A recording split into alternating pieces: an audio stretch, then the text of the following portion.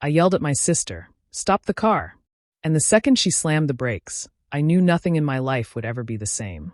What I found in my mom's purse and trunk shattered everything I believed about my family. Before we dive into it, tell me in the comments where you're from. I love seeing the different places people tune in from. And if you're new here, don't forget to subscribe so you don't miss more stories like this. It started as a quiet drive on a gray Saturday morning, the kind where the sky feels too heavy and even the radio sounds tired. Becca was humming some pop song under her breath, one hand lazily draped over the steering wheel. I stared out the window, watching the pine trees blur by, trying not to think about the visit ahead. We hadn't seen Mom in 3 weeks. Ever since Dad's death, the house had become a place of awkward silences and unspoken blame.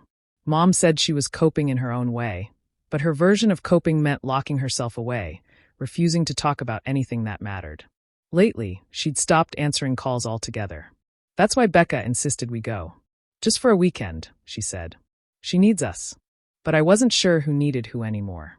Halfway through the drive, I reached into the back seat for my water bottle and saw Mom's purse tucked between the seats. It was strange, it never left her side. The leather was worn, the clasp half open, and something small and metallic was sticking out.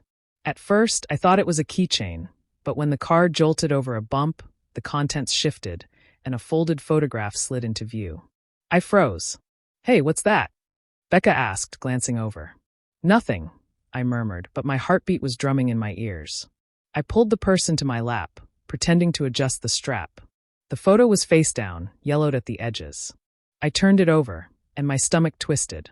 It was Dad, standing next to a woman I didn't recognize. His arm was around her, smiling like he'd never known pain. The corner of the photo had a date stamped on it, just 3 months ago. My throat went dry. Becca stopped the car. "What? We're on the highway. Just stop." The tires screeched as we pulled onto the shoulder. I barely noticed the smell of burnt rubber or the sound of passing cars. I tore through the purse, wallet, lipstick, receipts, and then my hand brushed something cold. A small brass key attached to a tag that read, Unit 17B. And beneath that, tucked in a side pocket, was Dad's watch. The same one he'd been wearing the day he died. Becca stared at me, her face pale. "That's impossible, Lena. That can't be his." But I knew every scratch on that watch, every scuff mark from when he used to fix the fence. My fingers trembled as I held it up to the light. The ticking was faint, but it was still running. I looked at Becca, my voice barely a whisper. "He's alive. When I was little, I used to believe my parents were the kind of couple people wrote love songs about. Mom would lean her head on Dad's shoulder while he cooked, and he'd hum that old Fleetwood Mac tune just to make her laugh. Every birthday, every school recital, they showed up together, holding hands like teenagers. I thought that kind of love was unbreakable. That illusion ended 2 years ago, the night they said Dad's car slid off a wet road outside town. I remember the flashing lights, the cold rain, the smell of mud. They never let me see the car or his body, just handed me a folded flag and told me he was gone. For months after, I woke up expecting to hear his voice in the kitchen, frying eggs, whistling off-key. It never happened. Mom changed fast after that. At first, she cried a lot, but then the tears stopped, and she turned into someone I barely recognized. She kept busy, but not in the way people do when they're healing. She locked herself in her room, took long drives without saying where she was going, and started getting phone calls at strange hours. When I'd ask who it was, she'd smile too quickly and say, "Just work stuff." Mom didn't have a job. There were other things too. She sold Dad's old truck, even though she used to say she could never part with it. She stopped wearing her wedding ring, told people she needed a fresh start. But she didn't look fresh, she looked haunted. Once, when I stopped by unannounced, I saw her shredding papers at the kitchen table. When she noticed me, she froze, then smiled and said she was just cleaning up old bills. The pieces didn't look like bills. I tried not to think the worst. Grief can make people act strange. But every time I tried to talk about Dad, her expression turned cold, like she wanted to erase him from our memories. If Becca brought him up, Mom would change the subject or leave the room. We learned to stop asking questions. Still, the odd moments kept coming. I found a new lock on the shed in the backyard that no one was allowed to open. The night before the 1-year anniversary of Dad's death, Mom left the house just before midnight. Her car was gone for hours. When she came back, she looked pale, her hands shaking. I asked if she was okay. She said she just needed air and went straight to bed. I told Becca once that I thought Mom was hiding something. She laughed it off at first, said I was letting grief get to me. But even she started noticing things, like Mom suddenly having extra cash or expensive perfume we'd never seen before. There were nights I sat in my car outside Mom's house, lights off, watching her shadow move past the curtains. Sometimes she stood by the window like she was waiting for someone. Other nights, she disappeared completely until morning. I wanted to believe she was just trying to cope, but the quiet unease in my stomach wouldn't go away. I didn't know it then, but the truth about Dad's death hadn't been buried in the ground with him. It was sitting right in our house, breathing the same air, pretending everything was normal. And I was finally starting to see the cracks. Becca called me early that Friday morning, her voice too cheerful for someone who'd barely spoken to Mom in weeks. She said we should go visit her for the weekend, just to see how she's doing. I wanted to say no. Every visit since Dad's death had turned tense, full of half-finished sentences and fake smiles. But Becca wouldn't drop it, so by noon we were on the road, heading toward the small coastal town where we grew up. The closer we got, the quieter I became. The house had always felt like home to me, even when life was messy. But lately, just thinking about walking through that door made my stomach twist. Becca tried to lighten the mood, talking about her new job and her friends in Portland, but her laughter sounded forced. I stared out the window, watching the hills roll by, wondering what version of Mom we'd find this time. When we finally pulled into the driveway, I almost didn't recognize the place. The porch had been repainted, the flower beds filled with expensive-looking plants, and a shiny new car sat beside the old mailbox.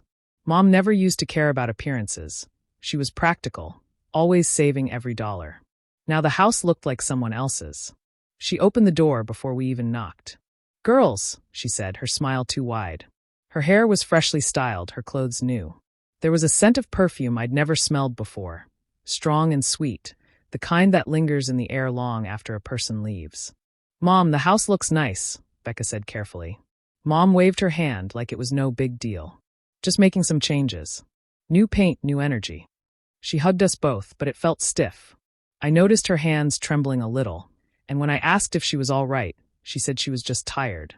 Her eyes darted toward the hallway, as if she expected someone else to walk in. The whole afternoon felt off. The living room was full of new furniture, expensive leather and glass tables. A gold bracelet gleamed on Mom's wrist. When I asked where she got it, she said it was a gift from a friend. She didn't say who. Becca gave me a look across the table later, the kind of look that meant something's up. After Mom went to the kitchen, Becca leaned in and whispered, "I think Mom's seeing someone." I froze. "What makes you say that?" "The car, the clothes, the perfume. Come on, Lena. You don't just change like this for no reason." I wanted to tell her she was wrong, that Mom would never do that to Dad's memory. But deep down, I wasn't sure anymore. Mom had become a stranger, smiling one second, tense the next, like she was holding on to a secret she couldn't let slip. That night, we sat around the dinner table, pretending everything was normal. Mom asked about our jobs, our friends, even joked a little, but her laugh didn't reach her eyes. I caught her checking her phone more than once, her thumb hovering like she was waiting for a message. When we went to bed, Becca fell asleep fast, but I couldn't. The house felt too quiet, too polished, like it was trying to cover something up. From down the hall, I heard the faint creak of a door opening, then closing softly. I wanted to believe it was just the wind, but the sound of quiet footsteps moving toward the back door told me it wasn't. Mom wasn't sleeping. She was going somewhere, and she didn't want us to know. The next morning, we started the drive back into town. Mom had asked us to meet her later that evening for dinner at a small restaurant near the lake. Becca wanted to stop for gas before heading there, so we pulled into a quiet station off the main road. The air smelled like rain, and I remember thinking how still everything felt, like the world was holding its breath. While Becca pumped gas, I stayed in the car scrolling through my phone, trying not to think about the awkward night we'd had. Mom had been distant, distracted, and I couldn't shake the feeling that she was hiding something. I reached into the back seat to grab my jacket, and my hand brushed against her purse, half tucked under the seat. It must have fallen when she got out earlier, I thought. I picked it up to set it aside, but the strap caught on the seatbelt, and everything spilled out. Lipstick, receipts, a folded photo, a small brass key. I cursed under my breath and bent down to pick everything up before Becca came back. That's when I saw the picture. It wasn't old or faded like the ones we kept in albums. It looked new, glossy, freshly printed. My chest tightened when I recognized the man in it. It was Dad. He was standing next to a woman I'd never seen before, a tall brunette with a smile that looked too comfortable beside him.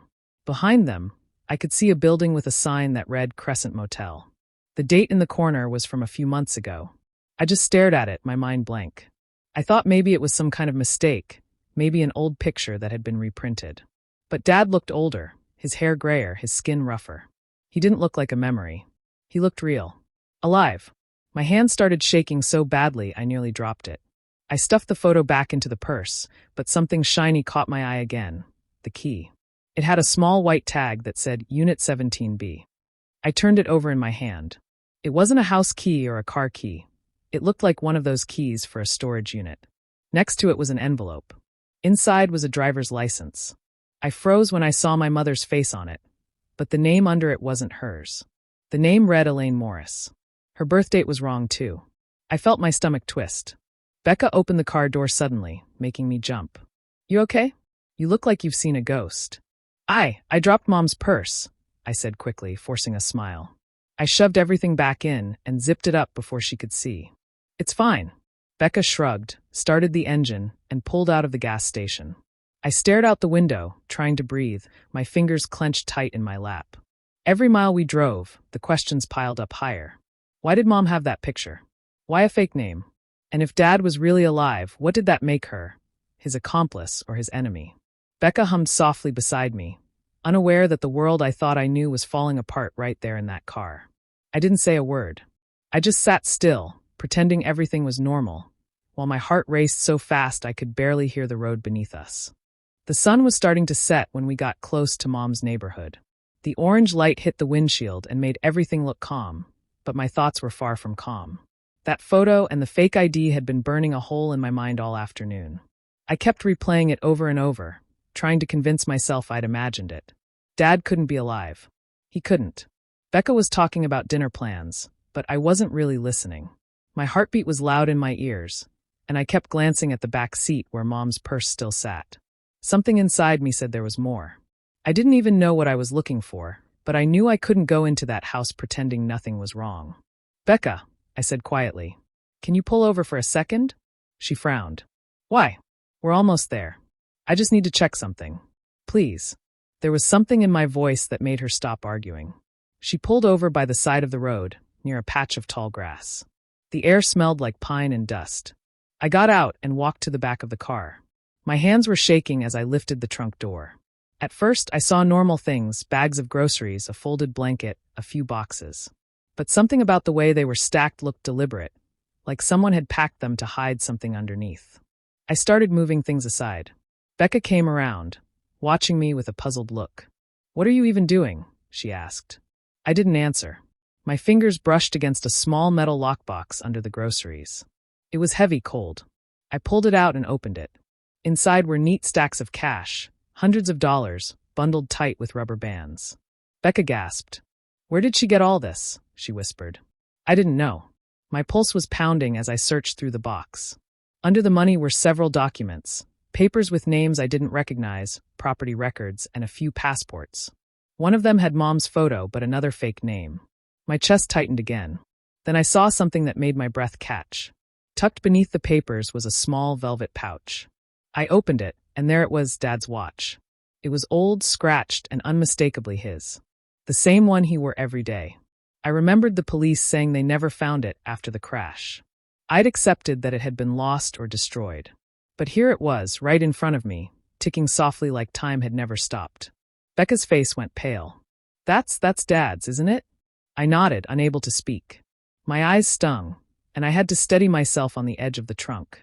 Everything I thought I knew about his death, about her, collapsed in that moment. Becca shook her head. This doesn't make sense. Mom wouldn't lie about something like this. But even as she said it, her voice broke. The look on her face told me she was thinking the same thing I was. I closed the trunk slowly, my hands still trembling. We're not going home like nothing happened, I said. We're going to ask her. Tonight. Becca hesitated, biting her lip. Then she nodded, fear and disbelief mixing in her eyes. We got back into the car in silence. The road ahead looked the same as always, but I knew nothing was normal anymore. Whatever waited for us in that house was going to change everything. When we finally pulled into Mom's driveway, the sky had turned deep blue.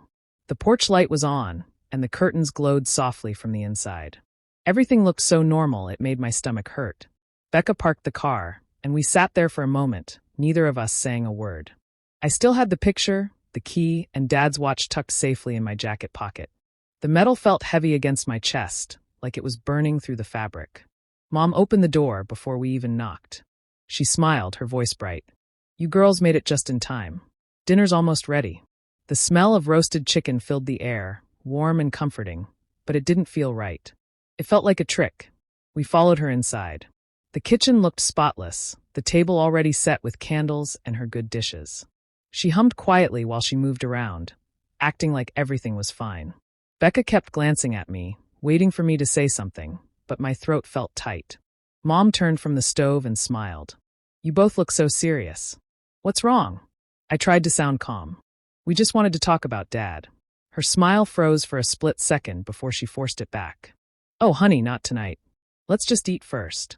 Becca spoke up, her voice soft but firm. "Mom, we found some things. In your purse. And in the car." The color drained from her face. She turned off the burner and faced us slowly. "What do you mean, things?" I reached into my pocket and set the photo on the table. The edges were creased now from being held so tightly. Her eyes dropped to it, and her hand trembled. "Where did you get that?" she whispered. "Your purse," I said quietly. "Why do you have a picture of Dad from this year? And this?" I placed the watch beside it, the metal clicking softly against the table. "You told us it was lost in the crash." She stared at both items for a long time. Then she sat down slowly, like her body had lost all its strength. For a moment, no one spoke. The only sound was the faint hum of the refrigerator. Finally, she looked up, her eyes glassy. "He didn't die in that crash," she said, her voice barely above a whisper. "Your father faked it. We planned it together." Becca gasped. "What?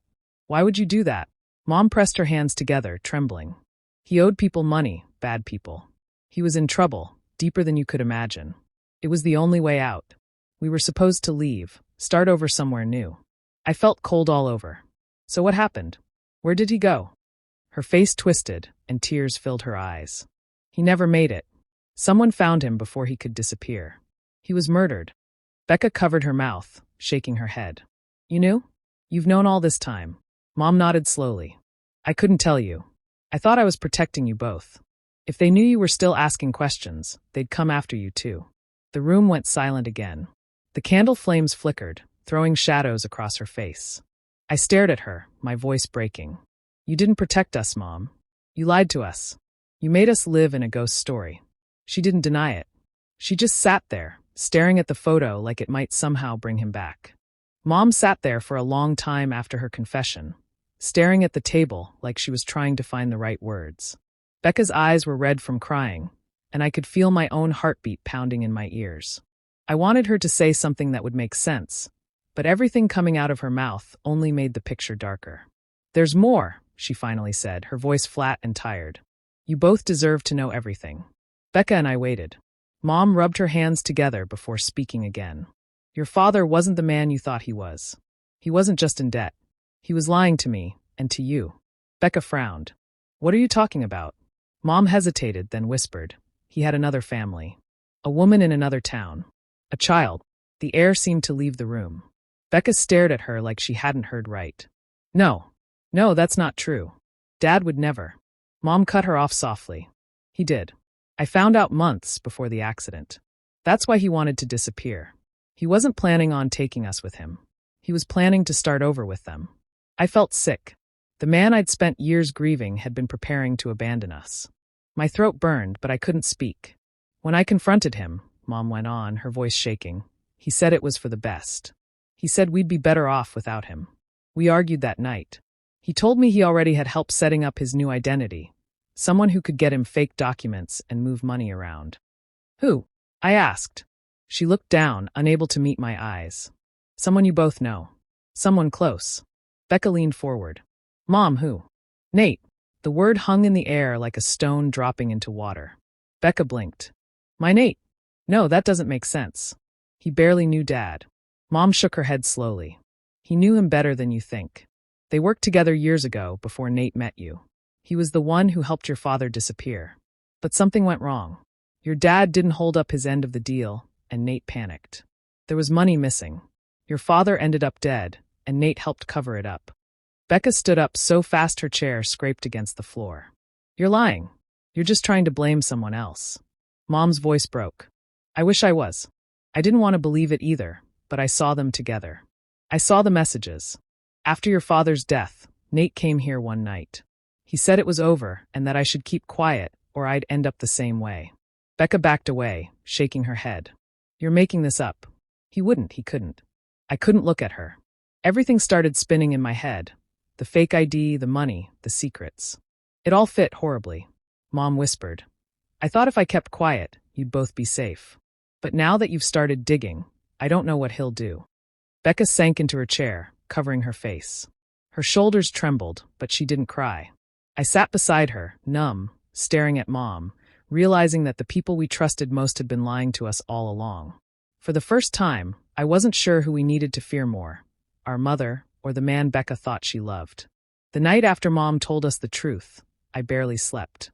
Becca had locked herself in her old bedroom, refusing to talk. I could hear her crying through the thin walls, and it broke my heart, but I didn't know how to comfort her. My own thoughts were too loud. Every time I closed my eyes, I saw Nate's face. The idea that he could have been part of my father's death didn't seem real, yet everything pointed back to him. By morning, I decided I needed to hear it from him. I couldn't live with only Mom's version. So I drove to his place while Becca was still asleep. The sky was gray and heavy, and the streets were quiet. My hands were cold on the steering wheel. Nate opened the door looking surprised to see me. His eyes darted behind me like he expected Becca instead. Lena, what's going on? I didn't bother with small talk. We talked to Mom, I said. She told us about Dad. She told us about you. He froze. For a moment, he didn't say anything. Then he sighed and stepped aside. You better come in. His apartment was dim and messy, like he hadn't slept either. He poured himself a drink, hands shaking slightly. What exactly did she tell you? That you helped my dad fake his death, I said quietly. And that he didn't make it out because of you. He stared at the floor for a long time. It wasn't supposed to happen like that, he finally said. Your dad got desperate. He was scared, talking about disappearing with money that wasn't his. I was just supposed to help him get new papers, that's all. But when things went wrong, your mom, she stepped in. I felt a chill run down my spine. What do you mean, she stepped in? She wanted control of everything, he said. Your father trusted her with the cash and documents. She was the one who planned how he'd vanish. When he changed his mind about leaving you too, she panicked. She told me to handle it, to make sure he didn't talk. I stared at him in disbelief. You're saying she wanted him dead? He looked up, eyes red. I didn't kill him, Lena. I swear. But I didn't stop it either. I was scared. She threatened me, said she knew people who could ruin my life, hurt my family. I thought I was helping clean up a mistake. I didn't realize she'd use it to build her own escape plan. I took a step back, my chest tight with anger and disgust. You helped destroy my family. He rubbed his face. I know, and I've lived with it every day since. But you don't understand what she's capable of. She's not the victim you think she is. His words rang in my ears the whole drive back. When I pulled into Mom's driveway, everything inside me felt different, colder, sharper. I thought she'd lied to protect us. Now I knew she'd done it for herself. For money. For control. Inside, the house looked peaceful, almost beautiful in the morning light. But to me, it felt rotten. Every smile she'd given us, every tear she'd cried, had been part of something much darker. That was the moment I stopped feeling sorry for her. The grief I'd carried for years turned into something else, quiet, steady anger. I knew what I had to do next. It was time for her to lose everything she'd stolen. By the next morning, I had made up my mind. The truth was out, and there was no fixing it. Mom had taken everything good from our lives and twisted it into something ugly. I couldn't let her keep getting away with it. Becca, however, was still fragile. She looked pale, her eyes swollen from crying. I knew I had to keep my plan to myself until I had proof. When Mom came into the kitchen, she acted like nothing had happened. She made coffee, asked if we wanted pancakes, and smiled like the night before had been a bad dream. I'm glad you girls are here, she said softly. Maybe we can start over. I forced myself to nod. Yeah, maybe we can. My voice sounded strange to my own ears, calm when all I wanted to do was scream. Becca gave me a confused look, but I gave her a small shake of the head, silently telling her to follow my lead. That day, I went through Mom's room while she was in the garden. I found the fake ID again, and the key labeled Unit 17B. My heart pounded as I held them. I didn't know what exactly I would find, but I knew it would be enough.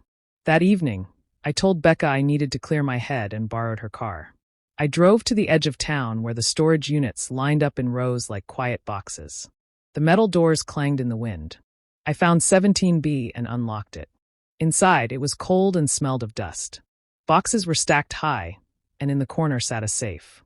Papers were scattered across a small table: bank receipts, property deeds, and fake documents with Mom's name written under different aliases. Each page felt like another cut. She had built an entire life of lies. There were records of hidden accounts and payments linked to Dad's disappearance. She hadn't just gone along with his plan.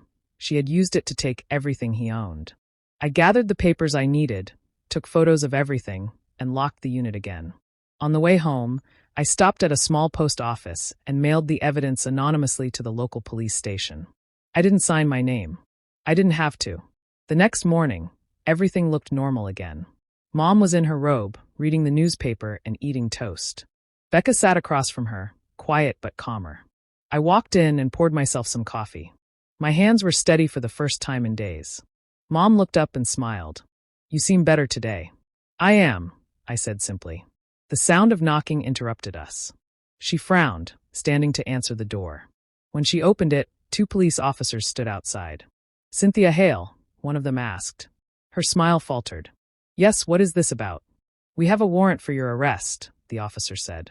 "Financial fraud, identity theft, and obstruction of justice." The cup slipped from her hand, shattering on the floor. Becca gasped. Mom turned toward me, confusion and fear mixing in her eyes. "Lena, what's happening?" I didn't say anything. I just watched as they led her away, her robe trailing behind her, her voice shaking as she muttered, "I did it for you. Everything I did was for my daughters." I didn't answer, because by then I finally knew the truth. She had never done anything for us. Everything she touched was for herself. And now it was over. Weeks after everything had settled, I found myself standing at the edge of that quiet, overgrown lot where my father's car had supposedly been found. The air smelled faintly of damp leaves and gasoline, a strange mix that felt almost symbolic. I reached into my bag and pulled out his watch, the one I'd kept hidden since that night. My hands trembled, not from fear, but from the weight of finally letting go. I dug a small hole, carefully placed the watch inside, and covered it with soil.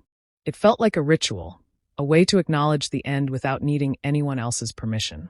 Returning home, I stared at the walls of my apartment and realized how much had changed. The emptiness wasn't frightening anymore, it was freeing. I thought about the discoveries that had shattered my illusions: my mother's purse, hidden receipts, and the contents of her trunk. Seeing them was like watching a carefully constructed stage fall apart. I'd spent years believing in a story that never existed, clinging to memories and words that now seemed hollow. The betrayal cut deep, but it also gave me clarity. I wasn't trapped in lies anymore. I could finally breathe without pretending that everything was fine. It wasn't just my mother's secrets that weighed on me, though. It was the realization that people I loved and trusted were flawed in ways I hadn't wanted to see.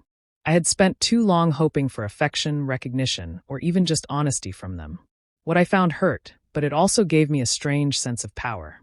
I knew the truth now, and truth is a strange kind of freedom, even if it comes with pain. I don't know if I'll ever forgive her, and maybe I don't need to. Forgiveness implies a reunion, a reconciliation I'm not sure I want. I've accepted that the past will always be a part of me, but I no longer need to carry it around as if it defines me. I can remember, acknowledge, and move on without losing myself. For the first time in a long time, I feel like I'm living for me, not for the versions of my family I imagined or the expectations they tried to impose. The watch is buried, the secrets exposed, and my illusions are gone. I'm done pretending. I'm done hoping for things that never were. And somehow, in the quiet aftermath, that feels like enough. Do you think I made the right choice by walking away, or should I have given them another chance? Tell me in the comments. I honestly want to know. And if you want more stories like mine, don't forget to subscribe and hit the notification bell.